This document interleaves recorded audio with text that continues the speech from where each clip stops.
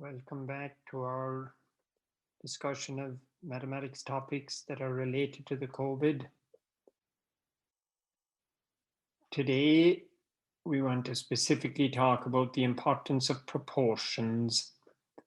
So I will briefly talk about very simple proportions, the relationship of percentages and fractions, and the need to fully understand these. In general, very often media reports and other information sites talk about percentages. Something like 7% of the population have contracted the virus. 20% of the population will get a vaccine. But then when we start mixing these percentages, it becomes difficult to understand exactly the numbers that are involved. So I think it is useful to just very, very briefly review the connection between percentages and fractions. So the whole is always going to be 100%. 100% is the whole of anything. Something like, and most people will of course know all of this already, but 50%, 50% of something is going to be the same as 1/2. And you can figure out others. Let's pick, say, 40%. 40% would be 4/10, 40 over 100. We can pick whatever is suitable fraction. The most reduced fraction we can write it is 2 over 5. 100%, of course, would be simply 1 unit. We do have to keep in mind at all times what we call the whole. So if our whole is 100%, that's 1 unit. These other percentages are of this nature. Suppose now that we had a situation where somebody said that 60% of the population, so let me write that, we'll say for now 60% of the population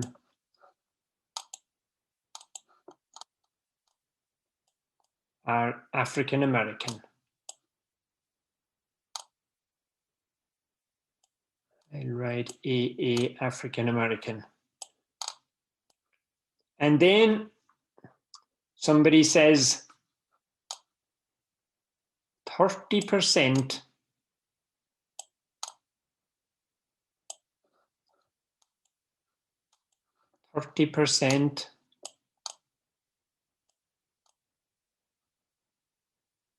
of African American have contracted COVID.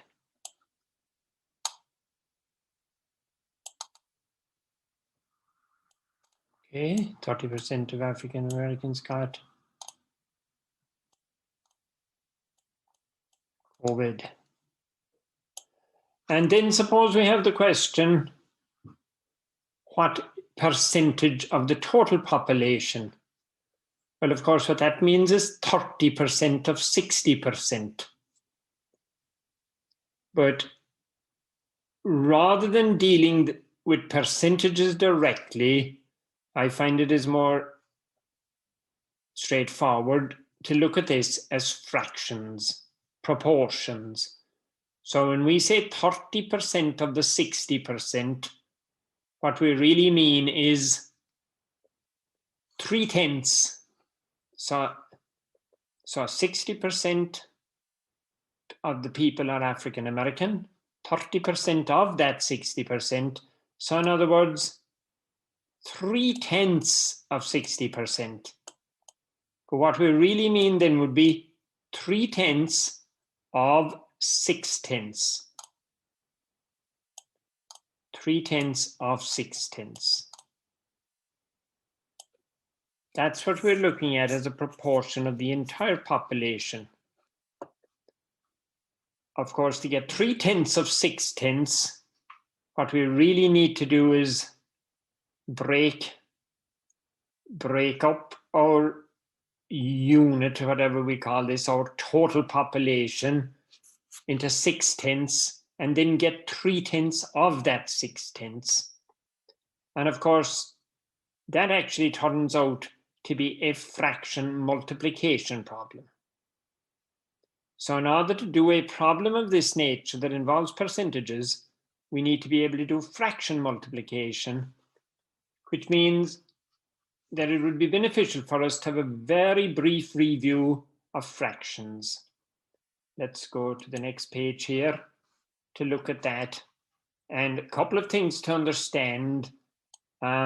First of all, I'll just pick a random fraction, 1/6.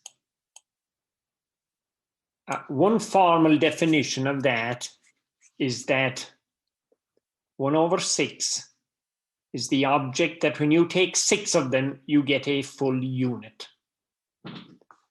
You get a full unit made up of 6 parts. Each part is called this object 1/6. Now, we will then define, let's pick some other item. We'll say 2/6. I think it's beneficial to understand that something like 2/6 is really defined as 2 times 1/6. In other words, this object called 1/6, 2 of them. So if you broke something into 6 parts and you take 2 of them, then you have 2 times 1/6. That's what we mean by 2/6. Now, when I then say I want to break something into 6 parts, it's essentially taking the object. So for example, that object 2/6, that is the object that if you took 6 of them, you would get 2 units. So therefore, multiplication by 1/6 is essentially breaking something into 6 parts. So now if we go back to our original problem, so for a moment, I have 6/10, and I wanted to get 3/10 of that. Well, what that really means is that I have to get 1/10 of it, which is break it into 10 parts, and then take 2 of those. So in other words, I will multiply it by 3/10.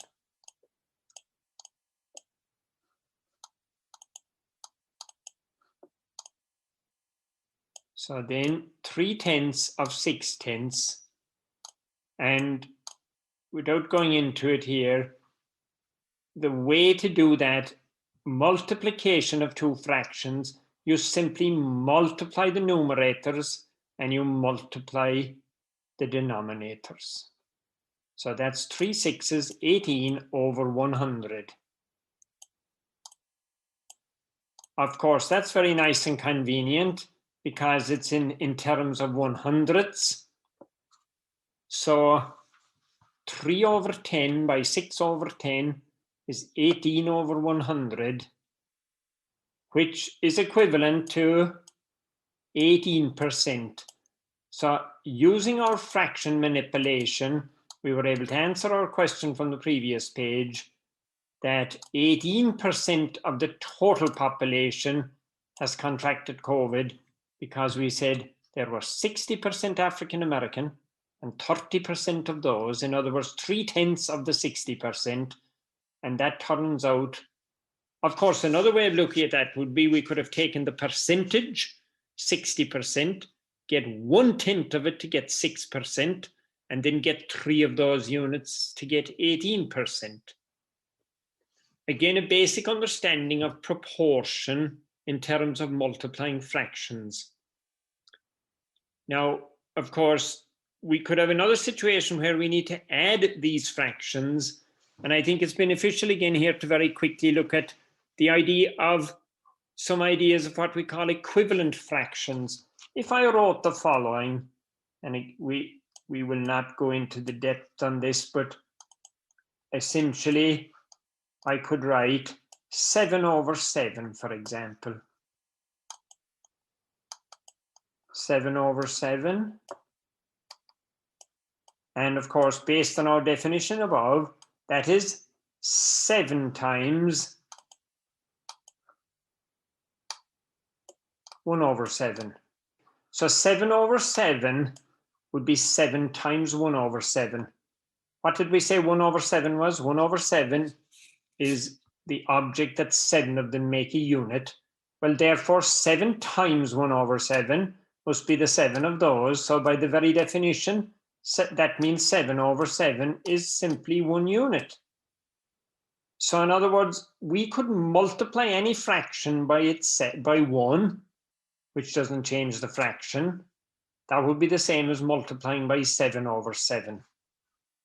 So that would allow us then to look at, say, an equivalent fraction. For example, I could have the fraction, shall we say, 2/3. That would be exactly the same as, for example, 2/3 multiplied by 7/7, because that's the same as multiplying by 1. And using our definition of multiplication, that would be the same as, for example, 14/21. So this idea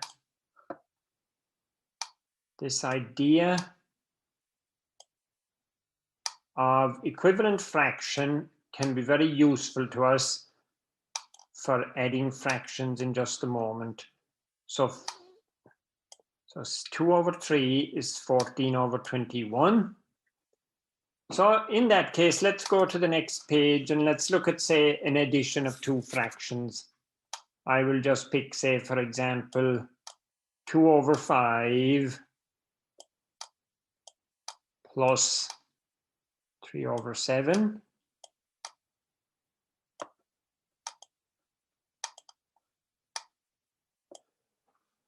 Well, to get equivalent fractions here, we can essentially multiply both of these fractions by an equivalent version of the 1. So that's 2/5 times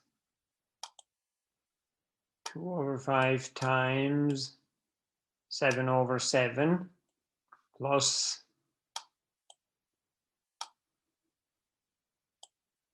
3/7 times 5/5.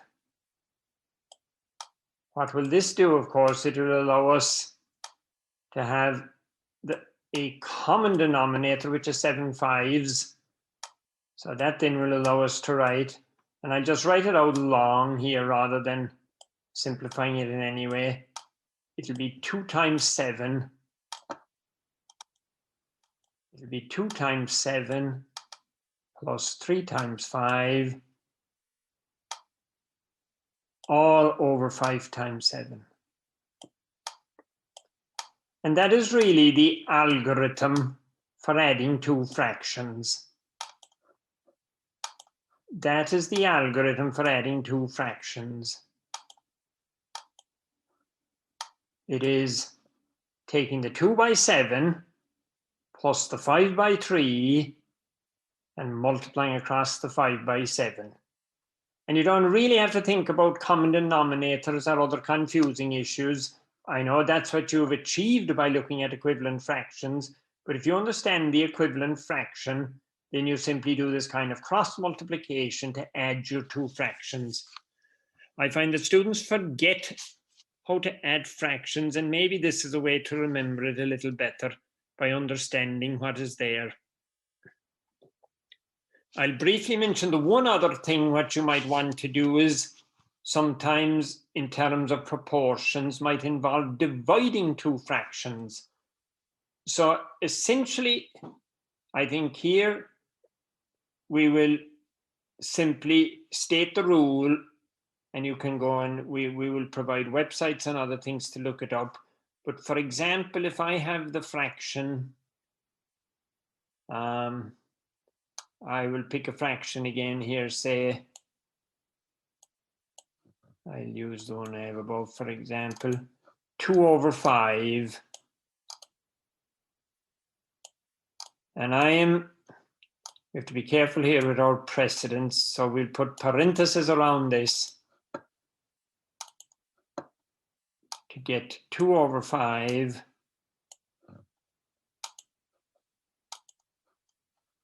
And I will divide it by, we'll say something small.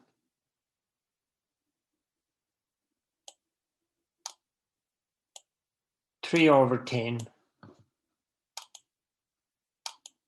So what is that saying? That is asking the question, how many objects of size 3/10 fit into an object 2/5? And if we actually drew, you could draw pi for all of this. We are looking then at 2/5, and 2/5, of course, would be 4 of these tenths, like right? This. So you're actually then asking the question, how many of these 3/10 can fit into the 2/5? So 3/10 would be, I will attempt to just shade it here in yellow. The bit in yellow there would be the 3/10, right? 2/5 would actually be 4/10. So I'll shade that in pink. So it would basically be, so you're essentially saying how many of the yellow pieces fit in the pink piece. And if you look at that carefully, you could actually see that it looks like it's going to be that the yellow piece, that one yellow piece plus 1/3 of a yellow piece will fit in the pink piece. If we now go back to our formula for actually dividing two fractions, it is a case of simply multiplying by the inverted fraction. I could teach you a whole course on why that's important, but here we're just reviewing. So that becomes 2/5 multiplied by the inverted fraction 10/3, which is going to be equal to 20/15. And you can see again by equivalent fractions, we can divide that numerator and denominator by 5. And 20/15 is 4/3. In other words, it's a single unit plus 1/3 of a unit, which is exactly what we found here. That many yellows fit into that many pinks. I've shown you some very basic ideas with fractions. It's purely a refresher because we just need to know how to manipulate fractions in order more at times to manipulate percentages. Again, if we were looking at this here, that could be looked at as sort of how many units of 30% fit into a 40%. In other words, I have drawn the pink piece is 40% of the circle. The yellow piece is 30%. How many 30s fit into 40? So it's all this proportional reasoning that will be valuable to us.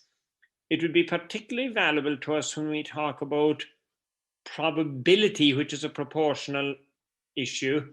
And we hope to talk about that in the next lesson. Thank you.